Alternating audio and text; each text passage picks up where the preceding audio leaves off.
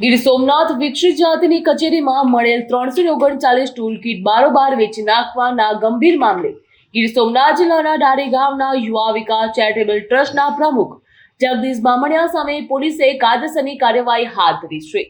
ડારી ગામના યુવા વિકાસ ચેરિટેબલ ટ્રસ્ટના પ્રમુખ જગદીશ બામણિયાએ 17 લાખથી વધુની ઉચાપત હાથ ધરી હતી. આ ટૂલ કીટ વિકાસ હેતુના GRMICO દ્વારા આપવામાં આવી હતી. મળતી માહિતી મુજબ જગદીશ બામણિયાનો આ કીટનો યોગ્ય લાભ લાભાર્થીઓ સુધી પહોંચાડવાના બદલે પોતે જ વેચી નાખી હતી.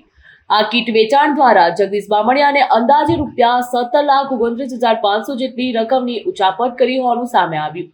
સમગ્ર મામલે મેનેજર દ્વારા પોલીસમાં લેખિત ફરિયાદ નોંધાવવામાં આવી. ફરિયાદના આધારે પોલીસે આરોપી જગદીશ બામણિયાની ધરપકડ કરી અને કાયદેસરની કાર્યવાહી શરૂ કરી.